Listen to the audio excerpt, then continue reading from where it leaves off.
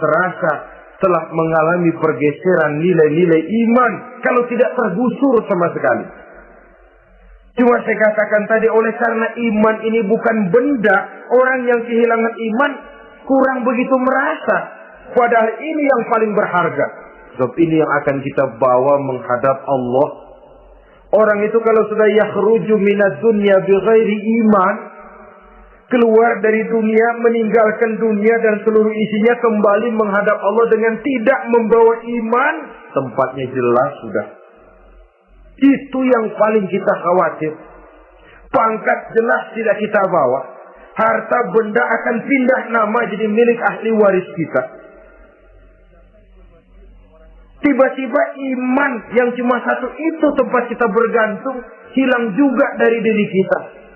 Dengan apa kita mau menghadap Allah? Dan kemalangan apa yang lebih besar dari orang-orang yang telah kehilangan iman pada saat dia menghadap Allah Subhanahu wa ta'ala. Karena itu, saudara-saudara, terutama yang diberikan amanah berupa harta oleh Allah dalam kehidupan ini, bersyukurlah kalau saudara diberikan kepercayaan oleh Allah untuk menyalurkan rezeki kepada orang lain. Seperti kran yang nyimpen air tapi tidak untuk dirinya, disalurkan kepada yang memerlukannya. Rezeki dia cuma lewat tangan saya. Rezeki dia cuma lewat tangan saya. Berbahagialah orang kalau dipercayai Allah untuk menyalurkan rezeki kepada orang lain. Artinya agen. Yang ditunjuk jadi agen Allah, kok nggak bangga? Kalau sudah kemari cara berpikir, insya Allah rasa bakhil bin pelit alias medit bin koret.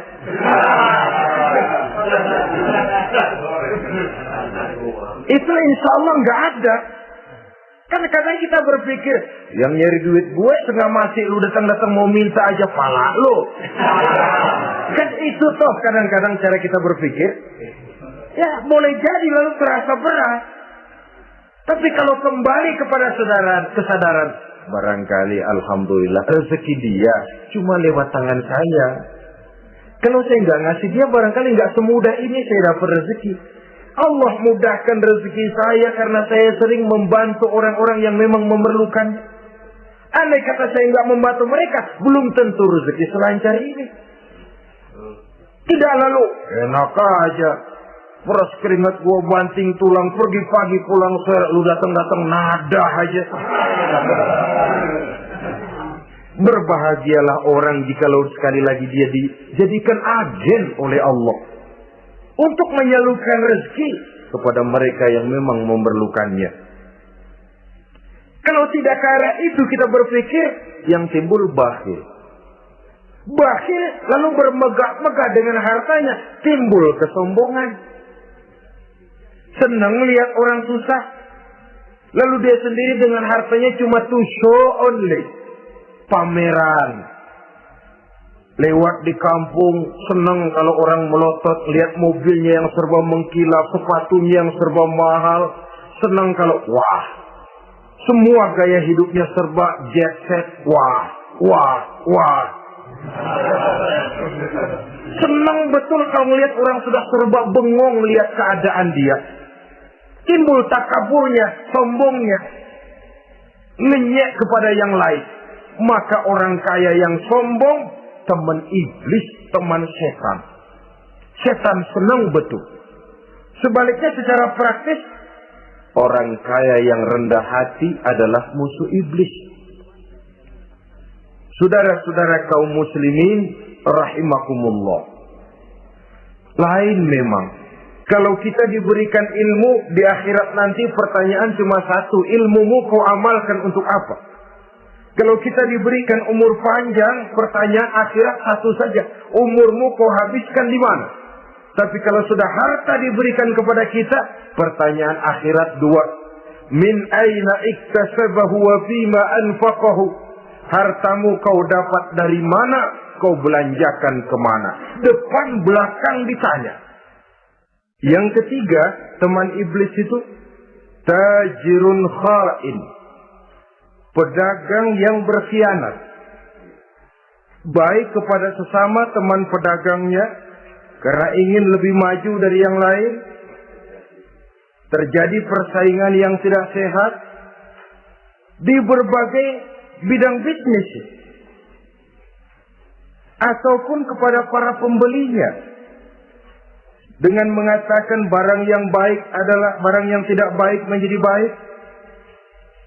Sebab pada dasarnya apabila kaum pengusaha sudah berkhianat, akan timbul kegoncangan ekonomi.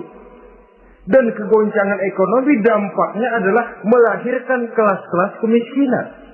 Kemiskinan merupakan satu perangkap iblis.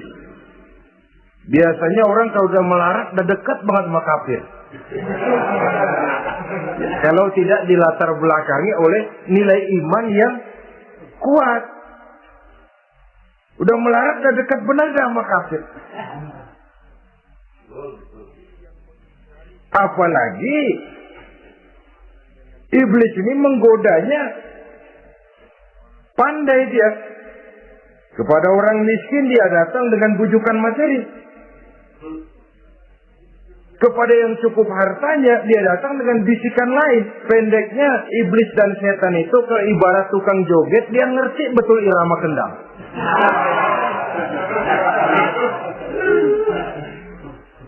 Di mana kelemahan orang itu dia selidiki, dia pelajari, dari arah situ dia masuk. Dan secara strategi perang, iblis dan setan ini posisinya memang lebih menguntungkan daripada kita. Kenapa? Dia melihat kita mah nggak lihat dia. Dia bisa pelajari kebiasaan dan kecenderungan kita. Kita nggak tahu kadang-kadang kelemahan kita. Dari arah itu dia masuk. Posisi dan strateginya lebih menguntungkan daripada kita. Saudara-saudara kaum muslimin rahimakumullah. Bila ekonomi sudah goncang, terjadi penimbunan barang, terjadi spekulasi harga, timbullah kegoncangan sosial. Dan dikala itu setan dan iblis pesta. Dia merasa perangkapnya berhasil. Persaingan-persaingan yang tidak jujur, yang pada dasarnya akhirnya bukan cuma merusak sistem ekonomi, tapi juga mempengaruhi hasil kerjaan. Dalam tender-tender usaha-usaha besar misalnya, oleh karena mengajar supaya dia yang mendapat proyek, dia tidak segan sogok sini, suap sana, semir sana, usap sini.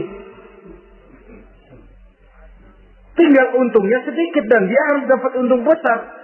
Akhirnya apa? Proyek yang dikerjakan cuma asal sekedar jadi. Tidak seperti standar yang ditetapkan lagi. Juga tidak merupakan kesalahan yang sepenuhnya harus dibebankan kepada dia. Kesalahan yang merupakan siklus. Mata rantai, sudah lingkaran setan. Itulah sebabnya sering saya ungkapkan, kalau manusia sudah jadi teman setan, lebih buas daripada bajing. Karena bajing cuma makan kelapa, tapi bajingan gak apa saja dimakan. Sudah jadi teman-teman iblis, tidak ngerti halal haram, hak dan batil. Ini kepentingan pribadi apa kepentingan orang banyak, yang penting sikap saja. Jadi yang ketiga ini targetnya memang kekacauan ekonomi. Yang kemelaratan, kemiskinan merupakan tangga untuk sampai kepada kekafiran. Dan iblis tahu betul itu.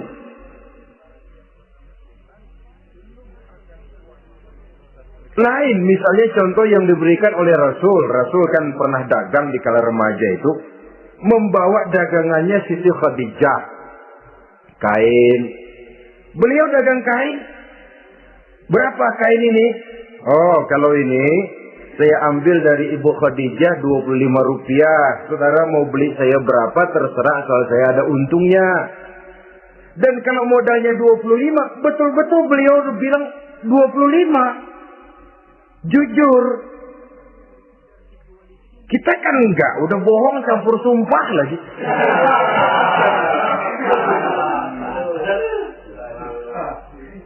Ini yang ketiga. Yang keempat, teman-teman setan, teman-teman iblis, syaribul khamr. orang yang minum arak, pemabuk, itu teman setan. Bahkan divonis tidak beriman orang yang pada saat meninggal dunia di dalam perutnya itu masih ada khamr. Tidak beriman divonis. Jadi dalam satu pesta di mana disediakan minuman-minuman keras, iblis itu sudah masang perangkap. Dan bila minuman itu dihampiri orang, dia mulai senang, wajahnya berseri-seri. Kalau minuman dituang ke gelas, dia tepuk tangan. Bila minuman mulai mengalir ke tenggorokan, dia jijimprakan iblis. Girang bukan main.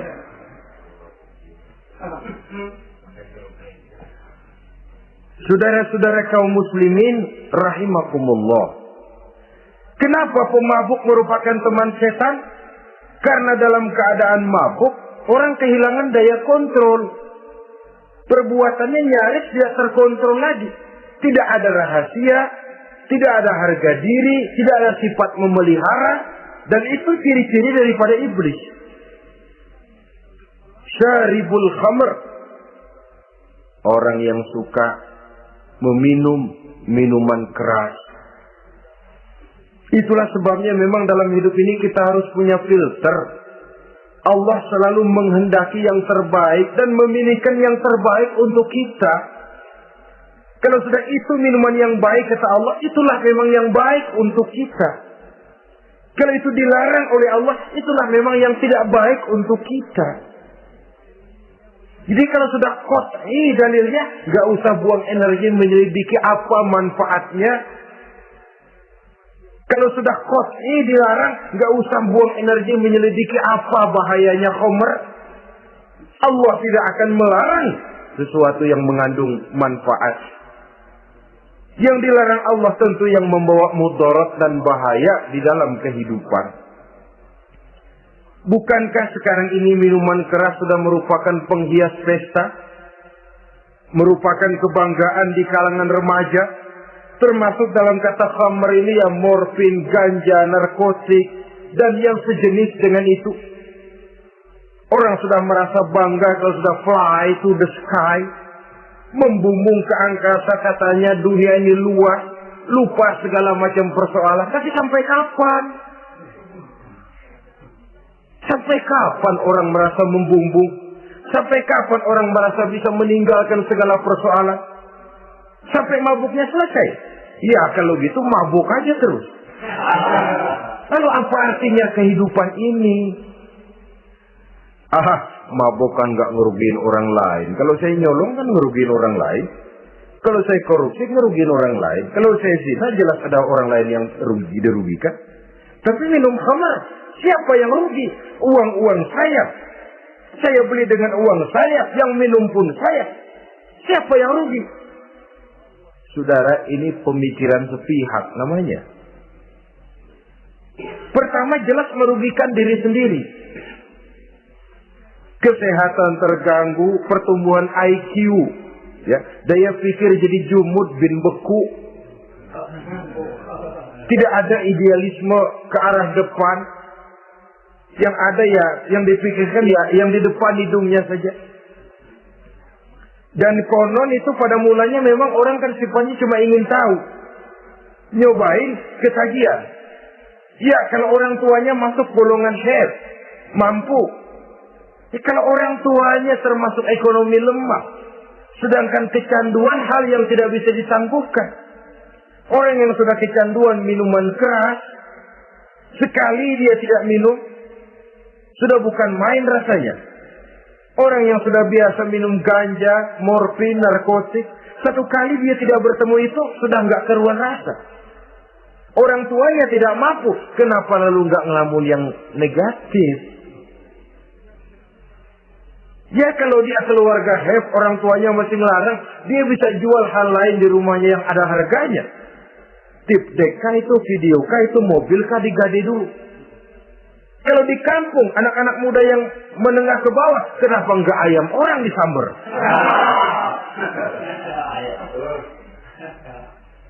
Terjadilah perbuatan negatif yang akhirnya merembet kepada merugikan orang lain.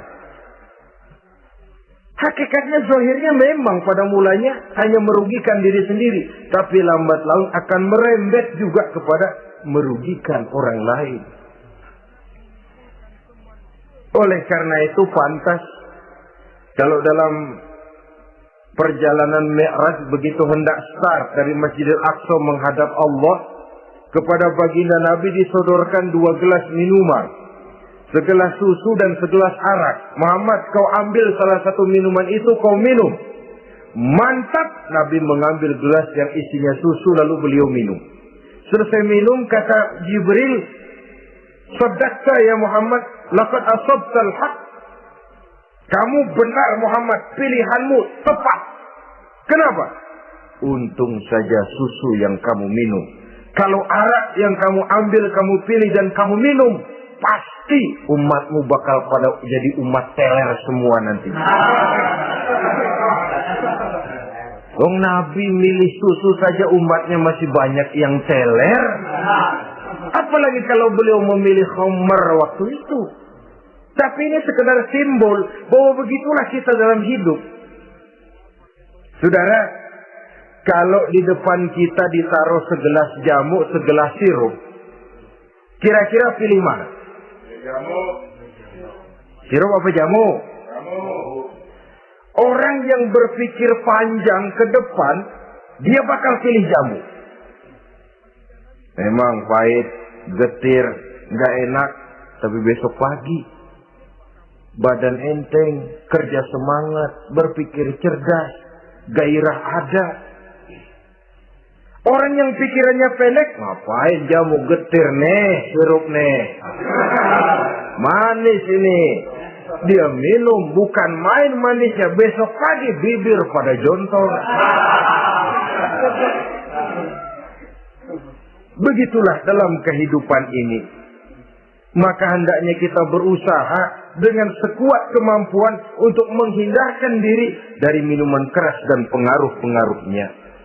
Yang kelima, teman iblis itu al-qattat, tukang-tukang fitnah. Itu suling iblis itu, trompet setan. Sebab apa? Benar kalau Quran mengatakan, Nabi mengatakan al-fitnatu asyaddu minal qatli. Fitnah lebih bahaya dari pembunuhan. Sebab apa? Pembunuhan membunuh orang secara langsung. Fitnah membunuh orang pelan-pelan. Kalau mati mau mendingan cepat daripada pelan-pelan. Pelan-pelan mati, cepat mati, enakan cepat, nggak ngerasain sakit. Fitnah membunuh orang pelan-pelan.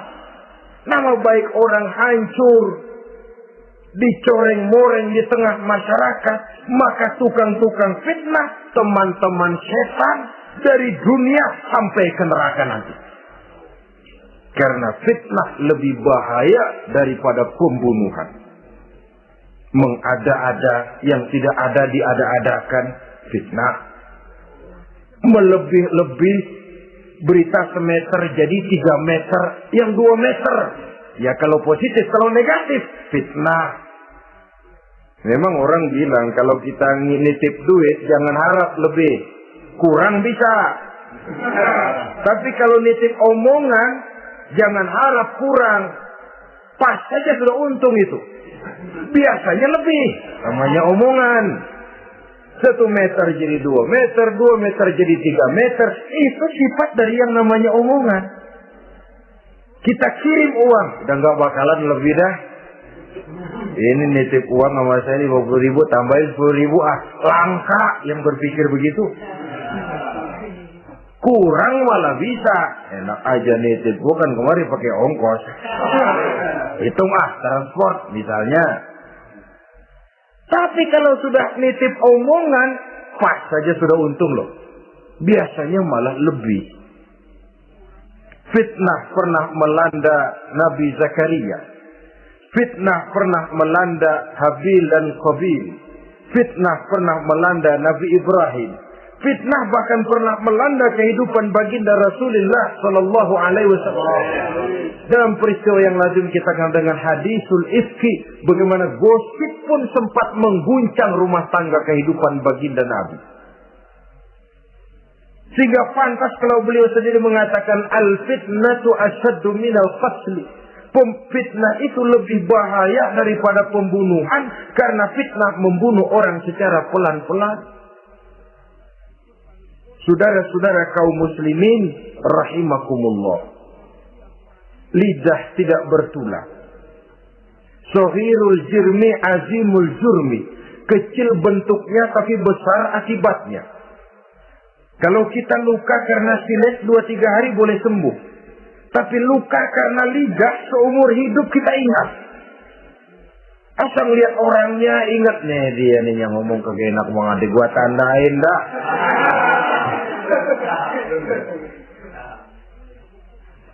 Itulah sebabnya pepatah bilang salamatul insan fi hifzil lisan.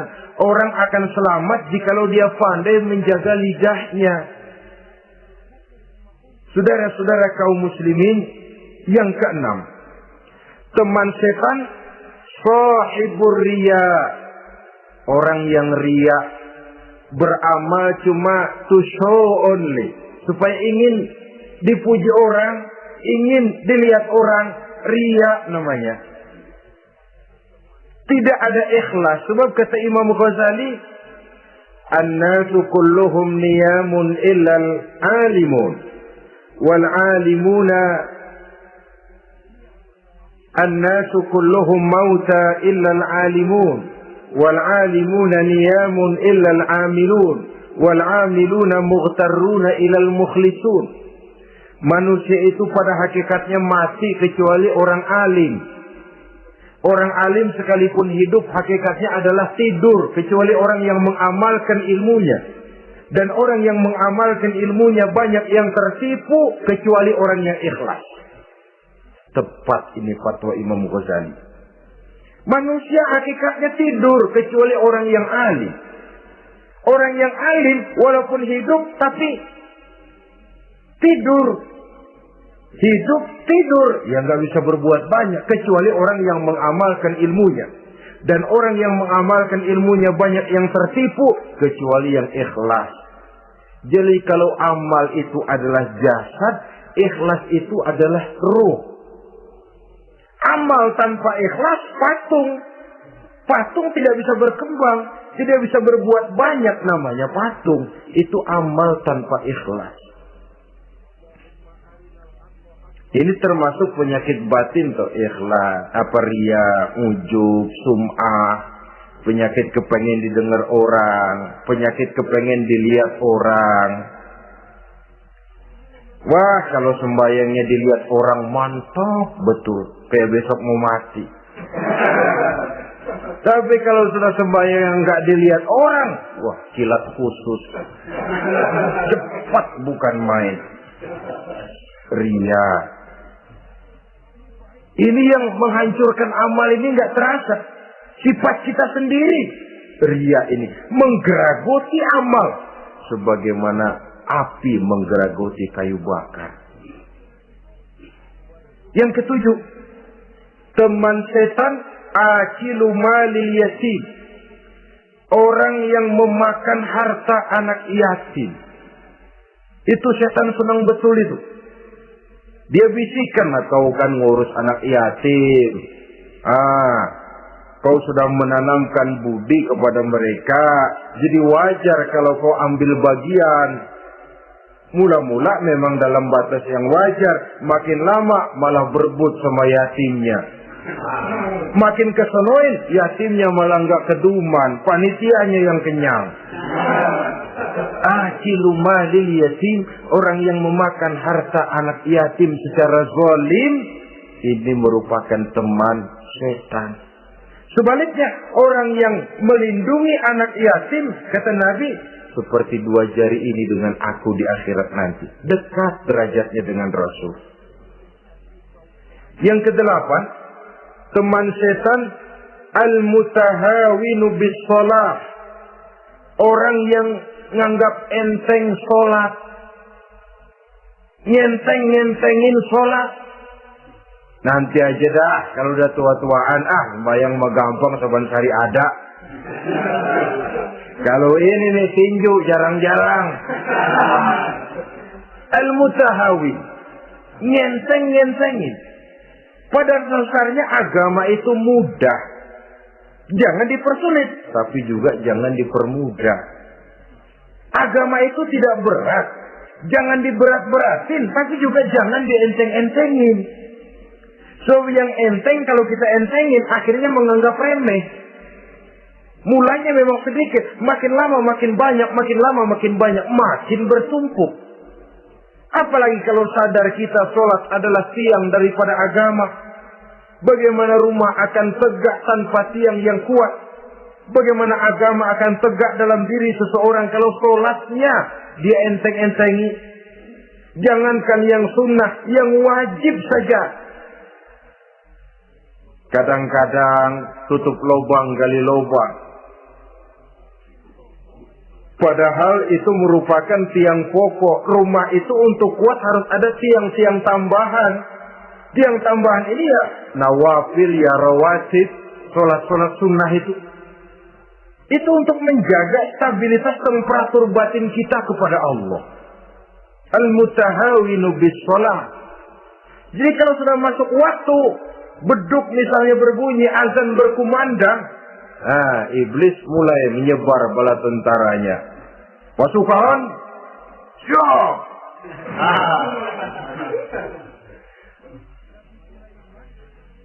Kama yang dagang dia bisikin, sudah enaknya lu dagang, gua beli lagi banyak-banyak, sembahyang mah ada besok. Sama yang kerja, jangan ditinggal ini kerjaan, tanggung, sembahyang masih ada besok. Saudara-saudara kaum muslimin rahimakumullah. Andai kata kita berhasil, kita tinggalkan kesibukan, lalu kita pergi sholat, apa iblis diam? Setan tenang? Tidak, masih dia bisiki kita. Iya, kalau mau sembahyang ya sembahyang, gak cuma buruan udah. Nah, yang mau belanja, yang menunggu, bukan main. Sampai rukuk kita tidak sempurna, bacaan kita semrawut, sujud kita tidak lengkap, sholat juga, tapi disitulah masuk iblis. Atau kalau itu kita berhasil cegah, rukuk tertib, ada tumakninah, sujud bagus, iblis masuk lagi. Wah, memang sembahyang kamu mantap. Orang lain gak ada yang sembahyang kayak kamu. Yang timbul apa? Ujub. Sombong kepada diri sendiri. Begitu rajin sembahyang, lu ya pada kagak sembahyang, apaan lu? Gua nih. Itu sudah perangkap iblis. Jadi lewat segala macam cara dan jalan, kepada yang ibadahnya bagus ditanamkan rasa ujub. Kepada yang mau berusaha bagus ditanamkan sifat was-was, buru-buru. Saudara-saudara kaum muslimin, ini yang ke-8.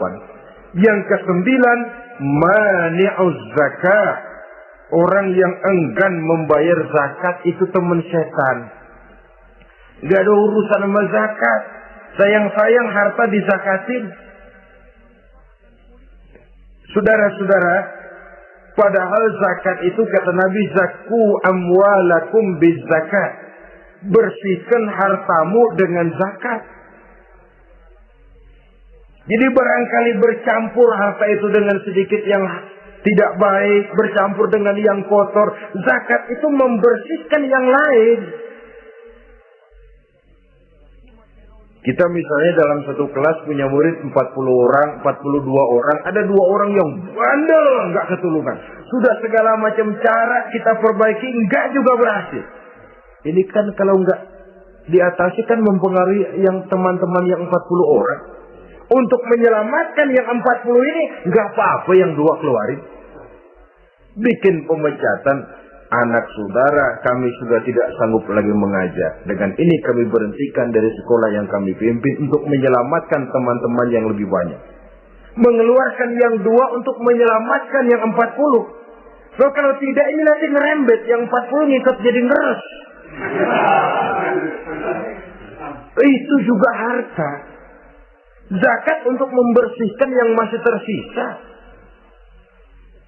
Yang terakhir, yang ke-10, teman setan, musuh, teman iblis, man yutilul amal. Orang yang terlalu panjang angan-angan. Penghitung bintang di langit. Yang hidup cuma ngitung jikalau. Wiridannya cuma jikalau.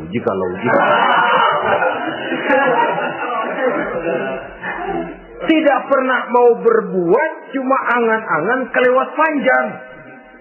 Yang ngelamun kan nggak ada sekolahan, ya siapa juga bisa ngelamun. Orang bukan tidak boleh bercita-cita, bahkan cita-cita yang mendorong kita untuk bergairah dalam kehidupan. Tapi kalau cita-cita tanpa langkah konkret, yang penting kan punya kemauan, lebihnya tawakal, nggak cukup. Pernah datang ke masjid seorang sahabat. Begitu sampai dia turun dari onta, langsung menghadap baginda Nabi. Nabi tanya, ontamu udah diikat belum? Belum ya Rasul. Kenapa? Saya tawakal kepada Allah. Tuh orang diomelin sama Nabi. Ikat dulu, habis gitu baru tawakal. Betul kan? Ikat dulu tuh onta, lebihnya baru tawakal.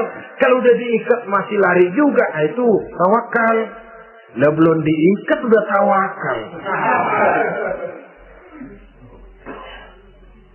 Orang yang terlalu panjang angan-angan, yang akhirnya kalau tidak merusak cara berpikirnya,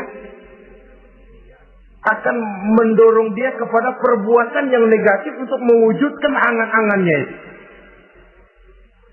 Macam misalnya ya, pakaian kepengen bagus, harta mau banyak, usaha enggak, kerja capek sedikit tidak mau, kepengen seperti orang-orang, lalu ngelamun. Kalau tidak jadi gila, dia merusak perbuatannya. Kan berapa banyak orang yang kepengen kaya gagal lalu jadi sableng.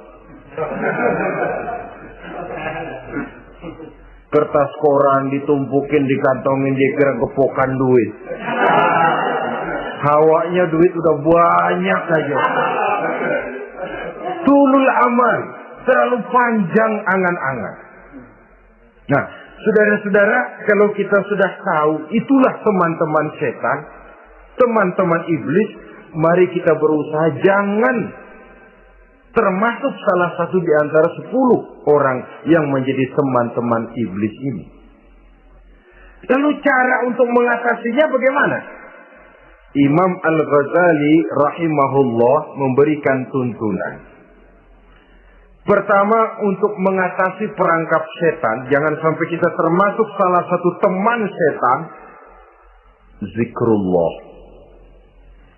Banyak ingat kepada Allah. Sebab Nabi bersabda, inna zikrullahi ta'ala fi janbi syaitan kal akillati fi janbi ibni Adam. Sesungguhnya zikrullah, zikir kepada Allah itu dapat menyakiti setan sebagaimana penyakit menyakiti lambung anak Adam. Jadi setan itu akan kurus kalau kita hantam pakai zikrullah. Setan tidak berdaya, lemah kalau kita hantam pakai zikrullah. Ingat, Allah selalu merasakan kehadiran Allah dekat dalam hidup. Itu senjata pertama. Dengan zikrullah, setan kurus. Kalau udah kurus, dia lemas, nggak berdaya ngadepin kita. Tapi kalau nafsu yang kita ikutin, kita umpanin tuh setan, lah gemuk. Begitu gemuk, makin berleluasa dia ngutak-ngatik kita. Yang kedua, jangan mendekati tempat maksiat. Sebab man hama haulal hima yushiku ayyaqu'afi. Orang yang main di pinggir kali ditakutin kecebur di kali. Jangan mendekati tempat yang cenderung membawa kita ke tempat maksiat. Saudara-saudara, yang ketiga, mengosongkan perut. Dalam arti rajin puasa sunnah. Kata Nabi, inna syaitan yajri min ibni Adam majrad dam fatayyiku majariyahu bil ju'. Setan mengalir dalam diri manusia seperti mengalirnya darah. Maka persempit jalan setan dengan apa? Bil ju', dengan memperbanyak lapar. Bukan memperturutkan syahwat. Pantas kalau Nabi bilang, saya adalah sekelompok orang yang tidak makan kecuali kalau kami lapar. Dan kalau kami makan, tidaklah sampai kekenyangan. Bukan nggak kenyang, tapi nggak kekenyangan. Yang terakhir kata Imam Ghazali, hendaknya kita selalu ingat bahwa tujuan iblis dan setan adalah menjerumuskan manusia, menyengsarakan manusia, supaya kita menjadi teman mereka di neraka nanti. Kalau ingat itu, insya Allah kita bisa mengerem diri. Nah, inilah saja yang dapat kita sampaikan pada pertemuan kali ini. Mudah-mudahan ada manfaatnya. Terima kasih dan mohon maaf. Usikum wa nafsi bitaqwallah. Wassalamualaikum warahmatullahi wabarakatuh.